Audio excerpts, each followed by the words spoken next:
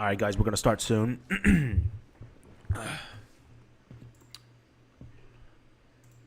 How you guys doing today? Good, good. Good. All right.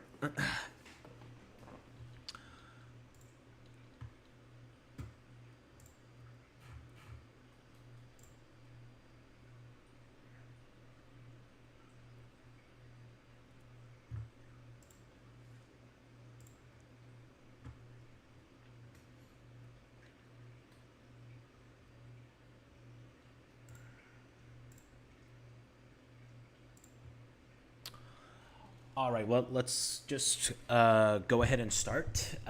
It is right now 3 o'clock. Today is Friday, September 30th, 1 hour before the New York Stock Exchange closes. We're just doing a special session today. I just wanted to go over some of the things that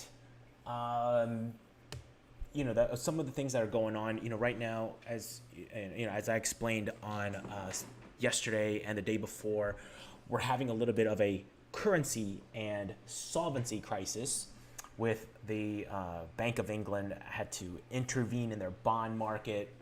And so I just wanted to add some color to that. I had some discussions with some bank executives yesterday. And these are people that I respect their opinion, and they said some things that I think is worth sharing. So we'll go ahead and talk about that. Today is also the end of the quarter, guys. So I just wanted to give out this warning. A lot of people are going to receive their quarterly 401k statements, and it's going to show some large losses. All right, and so we may see some headline risks coming out of mainstream media and also social media as well. Mostly, the stuff that could potentially spook the markets is something that mainstream media says. So usually when these kinds of like quarterly 401k statements, they're when they come out really bad, you start seeing like places like CNBC and all these other media companies come out with more sensationalist news. So just keep that in mind, guys. You're going to see more of that probably in the coming weeks. So first off, this currency and solvency issue. Now, again, we talked about this earlier this week. I invite you guys to go to our playlist and go back and watch some of our earlier episodes this week. But yesterday, I talked to two sets of banking executives, one for a breakfast meeting and one for lunch. Believe it or not, I don't sit in front of my terminal all day trading, and getting abused by 1-minute candles. So I do a lot of private deals during the daytime. And so, I met with these folks, and these guys aren't some low-level managers or some small banks. These are guys from the respected names. Can't really share much more about that, but just know, what I'm about to share with you guys is not really all that scientific. It's in the end, it's anecdotal. So they could be wrong, and so could I. So you can be the judge on how much attention you want to put to this. Before we get into that, though, let's talk about the backdrop of what is going on. So earlier this week, we had the British pound and the gilt, which is their bonds, crash, and the Bank of England had to step in and use their foreign reserves to prop up the bond market. So the Bank of England bought longer maturity bonds, which is somewhat like yield curve control. The reason why they had to do this was because their national pension, which holds a lot of these bonds, saw their portfolio values get decimated and get into margin call territory. So basically, the Bank of England had to bail out the bond market in order to bail out the pensions. And these pensions were already on thin ice as these bonds started coming down in price. So remember, these bond prices have an inverse relationship to interest rates and yields. So, just here in the United States, here is our 10-year, okay? So you see how yields have been going up. So this has been the case with central banks all over the world, as inflation expectations are going up and the expectation for tighter central banks, central bank policies, you see yields going up, and which means bond prices are coming down. Okay. This is kind of similar to, here in the United States, we have CalPERS and the New York State Employees Pension Fund. These pension funds hold a lot of treasuries and bonds. And so when yields were low, they leveraged up. Remember a couple of years ago here in California, people were talking about CalPERS getting involved in leveraged buyouts with, private equity. So it remains to be seen what happens here in the United States, but I figure it's probably very similar. I don't know that much about the British pension system, but I imagine with yields being at record lows, with all this quantitative easing since 2007, 2008, I imagine they're in the similar boat. They probably leveraged up to get extra returns. And so when some of these more quote unquote stable assets, longer term maturity bonds, when they start coming down in price because yields are going up, you can see how they could be in some financial problems. So anyway, the gilt crashed. They had to come in and bail them out. All right. So we've seen bonds all over the world face a bad year with all this increases in interest rates. All right. Basically, the Federal Reserve is exporting our domestic inflation to the rest of the world. Okay, so as this happens, the dollar gets stronger as institutions can get a better yield in dollars, which is the reserve currency of choice and the currency with which energy commodities are priced. So as our dollar gets stronger, okay, so it costs other countries more to import energy. All right, so imagine here in the United States, most of you guys that are listening in are from the United States. We saw our energy prices go up, and you see a lot of people complaining about that. Their gas, their the fuel for their car, and all that. All these prices are going up. But imagine if you're in the Eurozone, you have euros. Imagine if you're in Great Britain and you have the British pound. You're in Japan. You're in the everything's priced in Japanese yen. Your currency has fallen 20 to 30% against the dollar. So whatever price increases we saw, they saw way more of it. Okay, just out of the currency conversion. All right. So, and all these currencies, like euro, pound sterling, yen. I mean, these are major currencies. So central banks, they have two options when they want to prop up their currency. They can either raise interest rates or they can sell foreign reserves. All right. Foreign reserves the foreign reserve of choice is U.S. Treasury. So who, out of all these countries, which foreign country owns the most U.S. Treasuries? Well, that's Japan. So you're also seeing Japan having issues. If you look at their currency, this is Japanese yen. So their currency has been free falling. From 2021, it's pretty much fell about 30%. All right. So their energy prices are skyrocketing. So and they also had to intervene, something that they haven't done since the 90s. They had to intervene in their market. They had to sell treasuries to get dollars, sell their dollars, and buy yen. All right. So that's what they had to do. And so that keeps driving up yields. All right. Here in the United States, our 10-year yield keeps going up. All right. And that keeps this vicious cycle of the dollar also going up. And so here is now where my conversation with these, executives comes in. All of them, are saying this. They're saying this in private. They're not saying this in the public. They won't. They're the banks that they work for. Their compliance departments won't let them say this kind of stuff to the public. But in private, they all expect the Federal Reserve to pivot within the next 90 days. And here's why. Because if they don't and the dollar keeps going up, so that right now there's this vicious cycle of yields keep going up and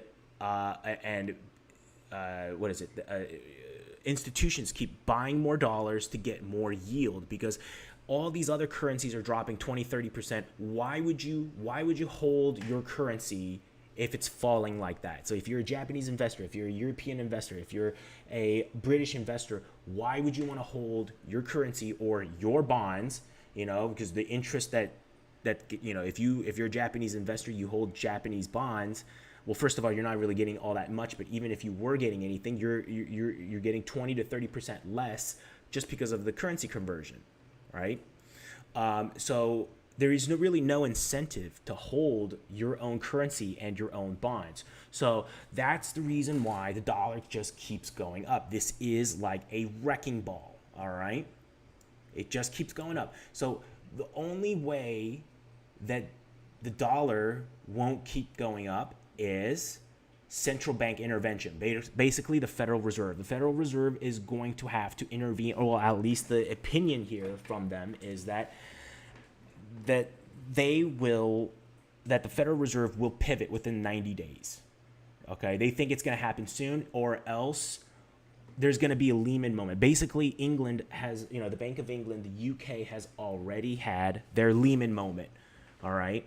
And it's just a matter of time, they say, until the United States gets that. And so the reason why I mentioned CalPERS and the New York State pension in the beginning was, at some point, it could be one of our pensions domestically that happens. And if something like that happened if something happened where CalPERS or the New York State pension fund had to be bailed out, I think that would definitely, that would be a major issue.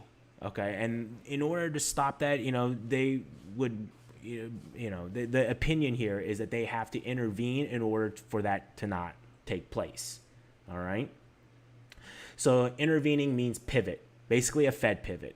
So the discussion was that that within the next 90 days, they think that the Federal Reserve is going to pivot. Some of them are considering doing some lobbying in order to get this as well. So there might be a little lobbying push from the industry to put some pressure on intervening in the next meeting that happens in November or the December one. All right. Yeah, I mean, there could be a pivot even before, but what if? So now it begs the question: if the Federal Reserve were to pivot, what are their options? Well, first off, most likely Jerome Powell is probably looking forward to the October 13th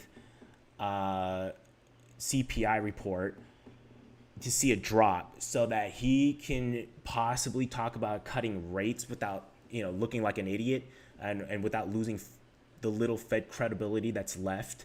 I don't know if that's going to happen. We just had the PCE report come out this morning, and it came out higher than expected. So we have to, think about the possibility that the next CPI report, it may still not come out, that low. So in that case, what is their option?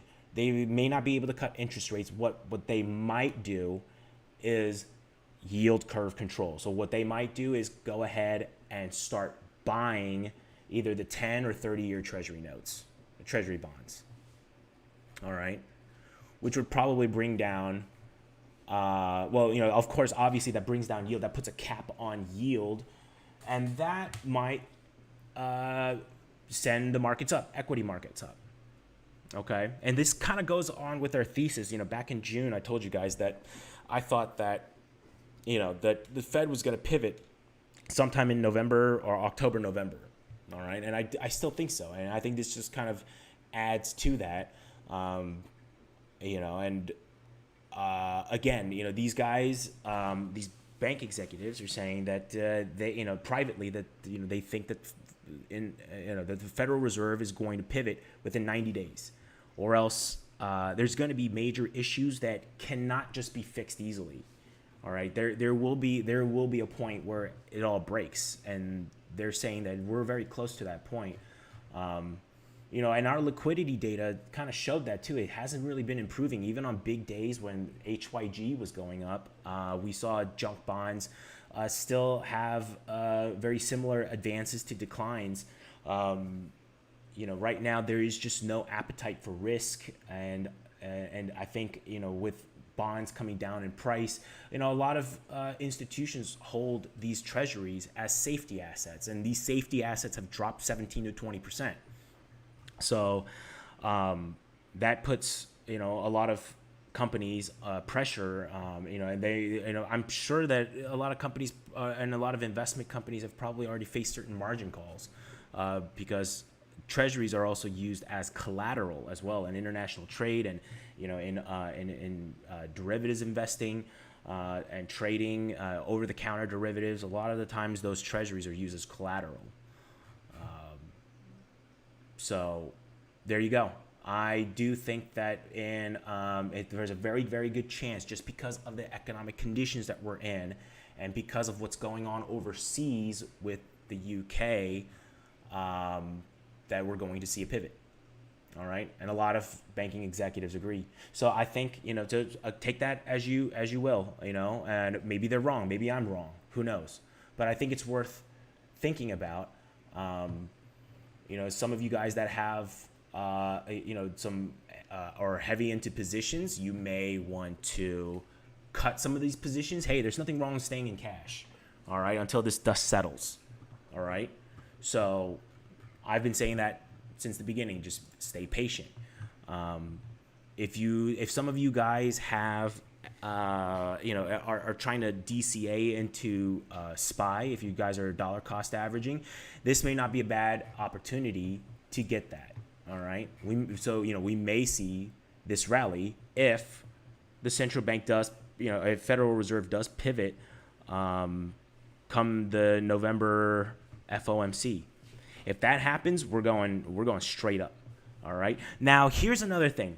Now, right now, already, inflation is what, 7-8%? So if they do yield curve control and pump more money into the markets, because yield curve control, when they buy the 10-year or the longer maturity bonds, they're buying, right? So that means they're injecting cash into the system.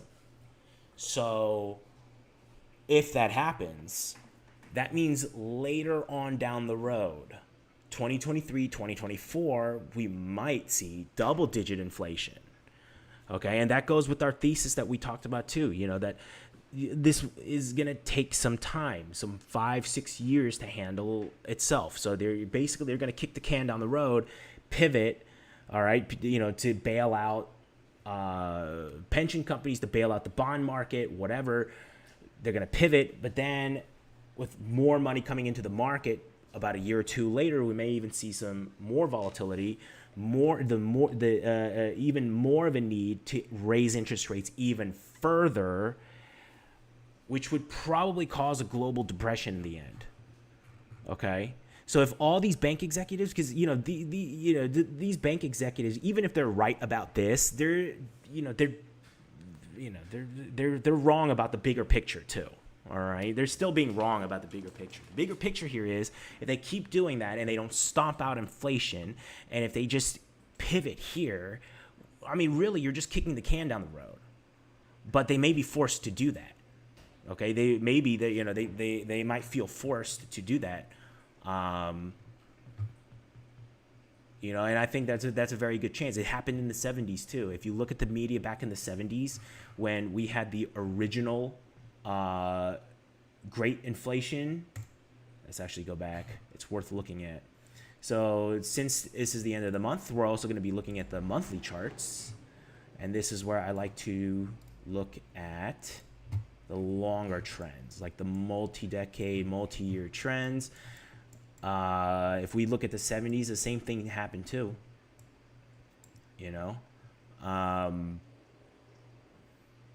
We had here, inflation started actually in late 60s, all right, in the late 60s. And then we tightened for a bit. Oh, but it was too much. It was too much. And they said, the economy, and we got to bail people out. And very similar type of messaging. They didn't call it a bailout back then. They called it something different. But, in essence, it's the same principle. They had to ease financial conditions. Financial conditions eased, and then inflation came back, but it came back worse. They would ease again, and then this was Volcker right here. Volcker was put as chairman right here. okay? And, the market front ran, but then we had a huge economic recession, and then we started the cyclical bull market again. All right, so I think that's very likely. That's something that we might see here too. I think it's more and more likely that will happen. And I'm willing to even say that, hey, for long-term DCA, this is a good point. All right. If you guys are DCAing and trying to get 100 shares of SPY, from Theta Thunder, I know some of you guys were inspired to buy SPY after watching the Theta Thunder and, seeing how you can produce yield by selling covered calls. This is a great opportunity, I think, to be able to do that. If you buy here, just know that we may be visiting these levels even lower, maybe 2 or 3 years from now, maybe even next year. It could be even next year. We might even bounce end of the year, maybe touch all-time highs and come back down at the end of the year. All right. I think if this happens, and if this happens, if the Fed pivots and everything, we are probably going to revisit these levels either in 2023 or 2024. I just don't know when. Okay.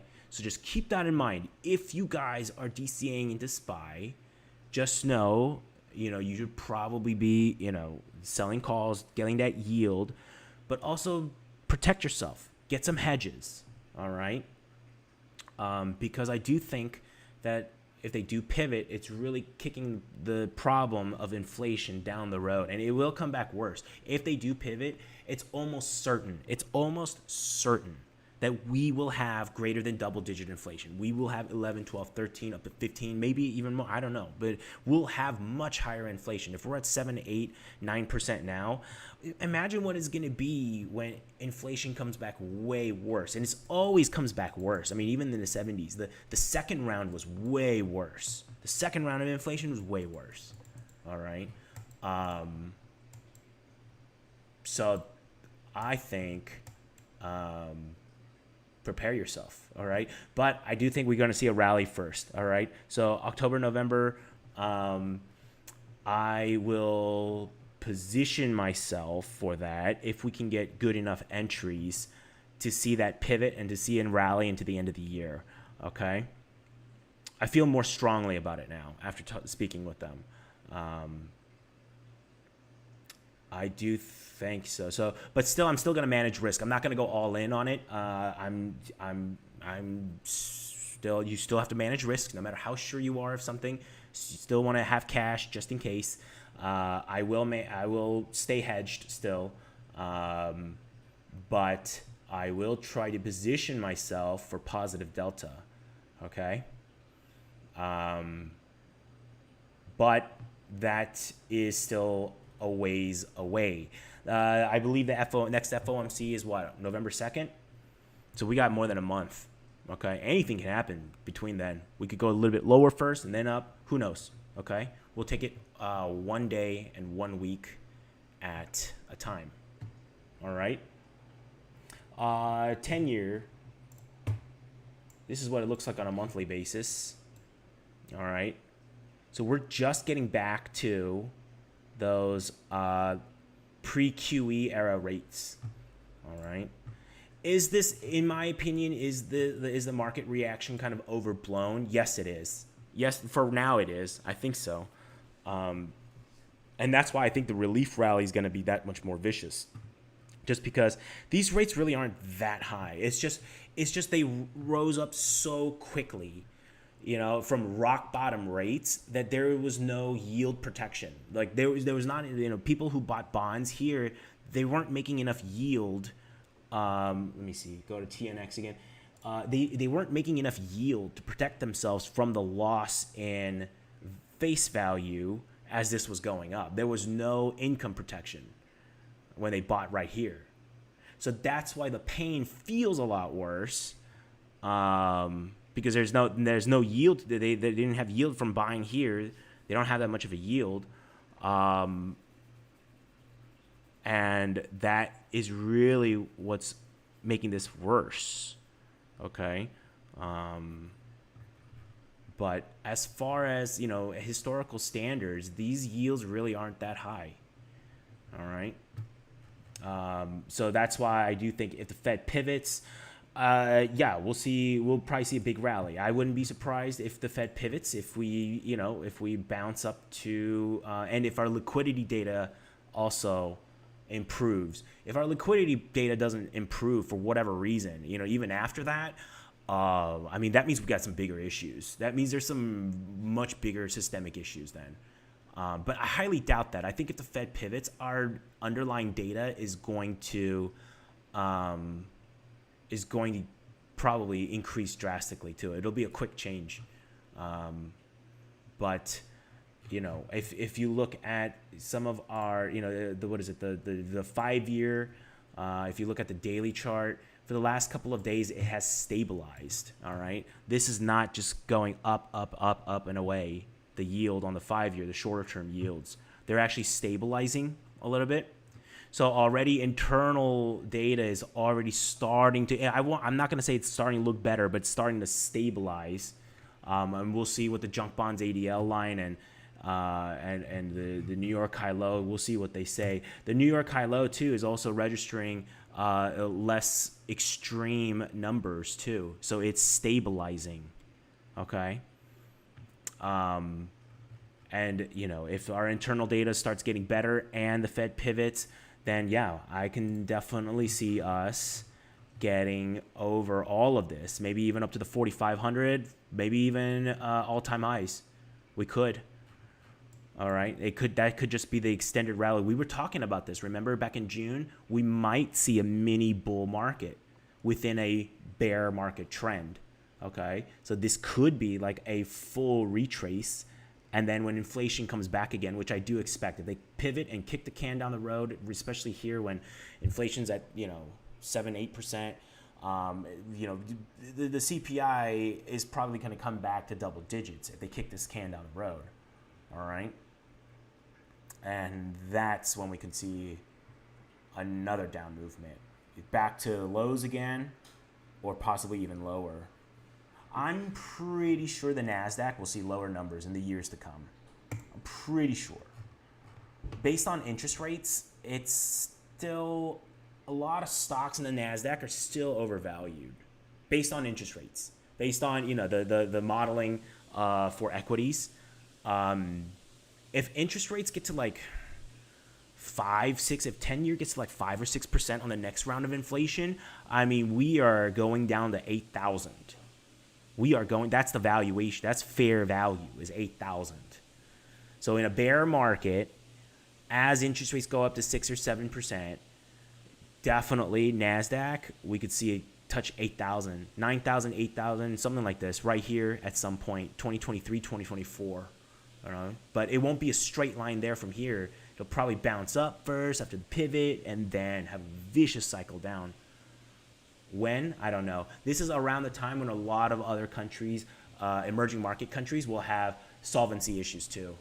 So it's actually funny that that it's the developed countries that are having solvency issues. Right now it's Japan, the UK, not so much the Eurozone yet, but Eurozone's pretty close. China also is very, very close. China, actually, speaking of debt and the currency exchange screwing you over, a lot of Evergreen, I believe Evergreen, most of their bonds, most of the debt is issued in dollars.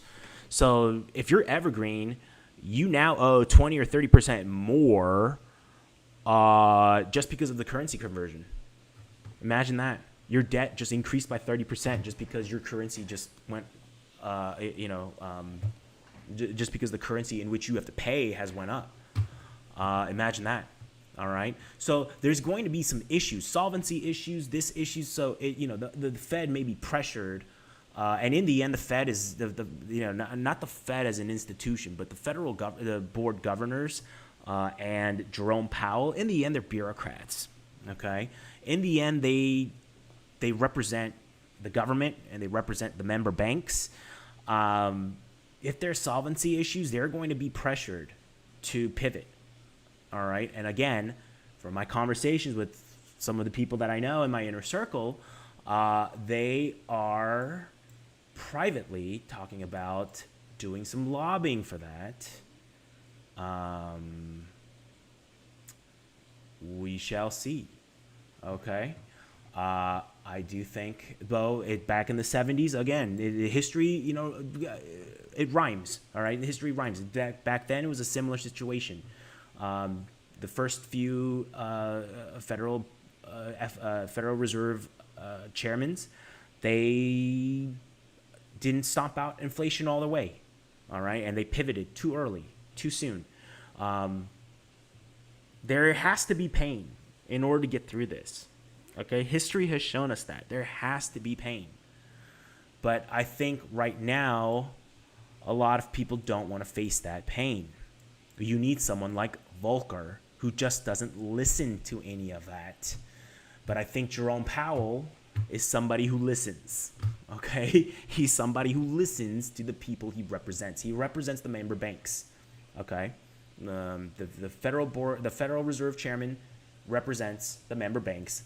The Federal Reserve governors represent the government, all right? And they all work for the bond market in the end. So I hope that helps. Let's see if you guys have any questions. Any of you guys have any questions? When's the next inflation numbers? Go to our Discord, all right?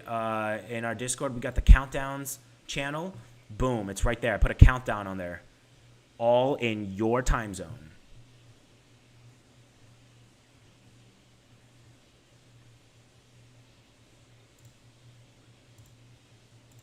You see that?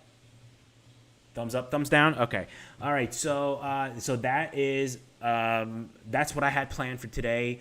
As far as that portion. Now let's talk about the longer term trends. We already saw some of the longer term trends. The dollar. If you think the dollar is done going up, I think.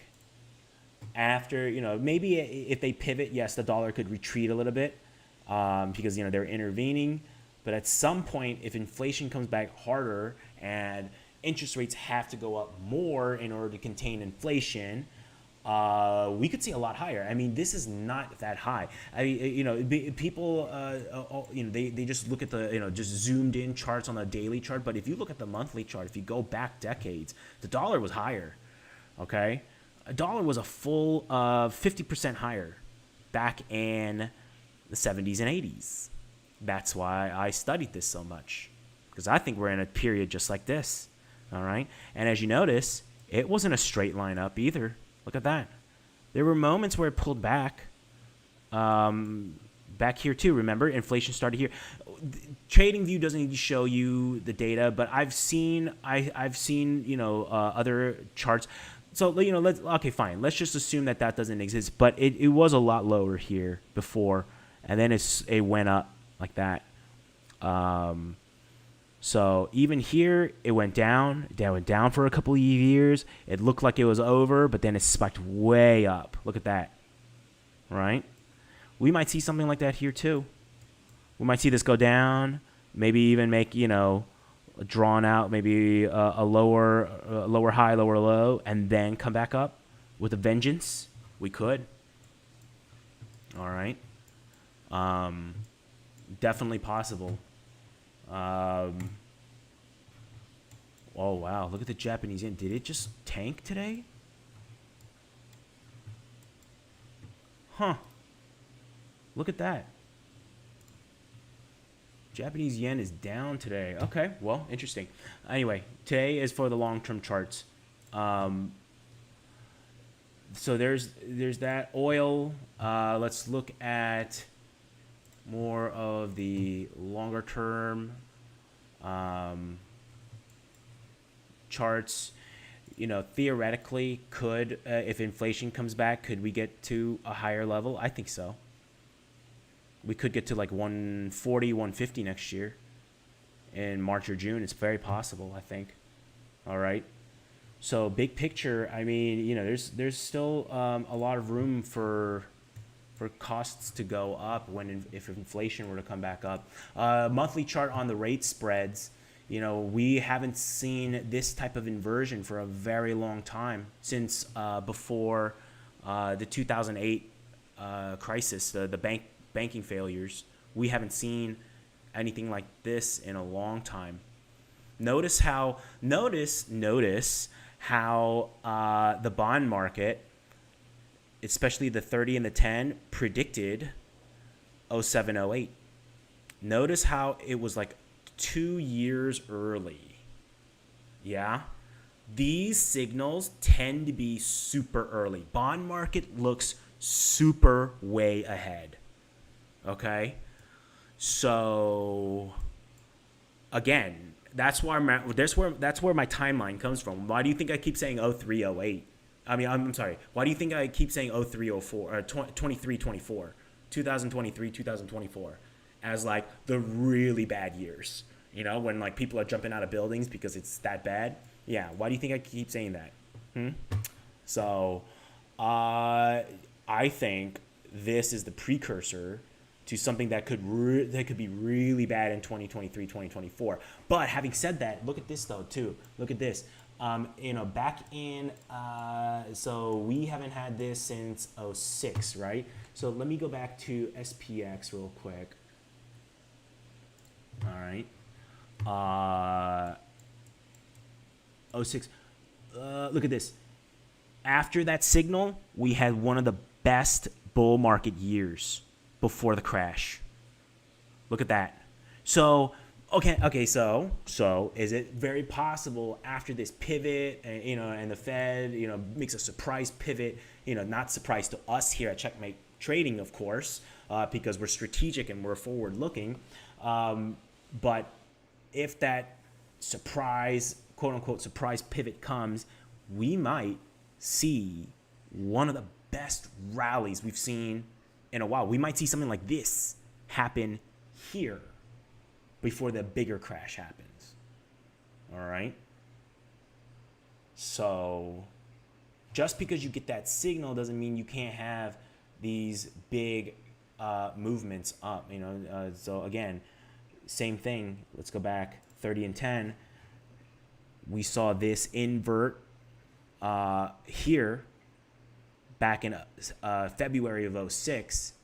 But then in 07, 06 to 07, we had some of the best bull market years. 06, yeah, right here, 06. February 06, right here. This is when it inverted, just like the levels that we're at right now. And we still saw a very good bull market because bond markets, again, look way more forward. All right. And then the market actually Lehman fell right here. So the stock market also front ran that moment. Okay. So again, right now we're here. Fed kicks the can down the road. We have a massive rally. And then we can dump. I'm not trying to predict the future here. I'm just anticipating what could be. And I think this is what happens. If the Fed actually pivots, now this is all predicated on that, us being right. Those guys have to be right. I got to be right. We do have to pivot in order for this to happen. Because if we don't have a pivot and there's no Federal Reserve intervention, this is going to keep going up. The vicious cycle continues. This is going to keep going up, and we're just going to have our pain now. Okay, instead of going down the road, I just don't see that happening. I don't think Jerome Powell is a Volcker. I just don't see that. Okay, bank executives, they don't see that either. All right, so at least the ones that I talk to. Okay, they don't see that. So again, I'm gonna position for it. If we get good enough entries, I'm gonna position for positive delta. But I'm going to manage my risk. I'm going to make it so that even in the worst case scenario, if this just keeps tanking, if, Jerome Powell just gets even more hawkish on the next one, it'll be fine. I'll take a loss and move on. So it's going to be a smaller position. I have to think about this a little bit to see what kind of position I'm going to take because of this, because it is such a binary event. It's either going to be probably a big, a complete loss, or it's going to be just huge gains. So I might have to do something super small, like a very small position. All right. I have to think about this. So over the weekend, I'll do some thinking, and on next week's market memo, I will give you guys, hopefully I'll come up with a plan, a risk managed plan on how to play this. Okay, so I have to do a little bit of thinking. I got to do some homework this weekend to see what would be a good play for us. Because if we're wrong, it's probably going to just tank. All right, so if we got positive delta and we're wrong and it tanks, then that means we might not be able to get a favorable exit, or we may not be able to protect at least that position on an exit. So that means worst case scenario needs to be still bearable, right? Number one job of ours is to protect capital. So we'll see. Okay, we'll see. So that's all I have. We got 20 minutes until the market closes. I really don't see that much. Markets are probably not going to do that much more today. It's the last 20 minutes. The rest of the world's already closed. This will either go, this will probably stay in the same area today. If it goes a little bit up or down, who cares, I think the monthly candle is pretty much in. We pretty much know. Unless something ridiculous happens in the next 20 minutes. But it looks like downtrend continues on the monthly chart. All right. NQ, everything just down. But in the big scheme of things, it's really not that bad. All right. If you're a long-term buyer and holder, this is really not all that bad. You're just giving up what? 2 years of gains if you're in the triple Q. If you're in SPY, yeah, it's just 2 years. 2 years of gains. So if you're like a multi-decade holder, this is nothing. Okay, long term. Okay, so your long-term SPY shares. That's why I say this is a good point to entry. If you're a covered call seller and you continuously sell covered calls, the compounding effect of that income that you get is still going to be better to do. Get it now. Now, if you don't have enough to buy 100 shares of SPY, yeah, I get it then. But not a bad point to, not a bad spot to DCA though. Again, I don't think this is a bad spot. Again, I have short puts. It looks like I'm going to get assigned if we keep going down. Who knows, if we pivot then and the market just screams higher before October options expiration, then I guess I won't be assigned. But then again, if that happens, then I do foresee, or I do anticipate us getting lower prices at some point, because that means interest rates will have to be higher when inflation comes back harder again in 2023, 2024. All right. And if that's the case, if we got a 6-7% 10-year treasury, we're going to see 8,000-9,000 on the NASDAQ. All right, that's going to be fair value. And in these bear market, low liquidity bear markets, it tends to be that we go down to fair value. Okay, it's just because there's no liquidity, there's no institutional bids until we get to fair value. It's not a coincidence on why that happens. It's because there's no market participants, there's no liquidity, and so in order for liquidity to come back into the market, in order for institutions to bid, they have all these institutions and money managers, big money managers, they have mandates. They can't buy unless they get fair value. So that's usually where we see pockets of liquidity. That's usually where the bear market ends, and right now, based on the current interest rates, the fair value is around, this 3,600 to 3,650. So that's where we saw the institutional bid come in on June, back in June. Now, interest rate expectations are a little bit higher, so we might see fair value come down a little bit. All right. And again, if the expectation is for us to have like 5% 10 years, the fair value on the S&P 500 comes down to about the 3,400 zone. All right. So if we see that expectation come into the bond market, then yeah, we could see the S&P 500 go down to 3,400. But again, if we have 6-7% 10-year, which I think is going to happen 2023, 2024, if we kick the can down the road, again, we might see lower. Might even see lower, 3,200, 3,000 even. But again, you know, all these things have to play out first. All right. So first things first, let's get through FOMC. Let's see what happens. Let's see what happens with the CPI report, first of all, on the 13th. And then we'll see what happens on the FOMC. So, guys, I hope this was helpful. All right. I'm not a conspiracy theorist. I'm not a sensationalist. You know, you guys know this. But I do think that it's worth planning for a pivot. Because, again, if it doesn't happen, things are going to start breaking now. Okay? Things are going to start breaking soon. We're going to have Lehman moments. And I don't think that is a pain that the Federal Reserve wants. I think they're going to abandon their inflation mandate. Okay? They're going to abandon that. Yeah. All right. So that's my thesis, at least. All right, guys.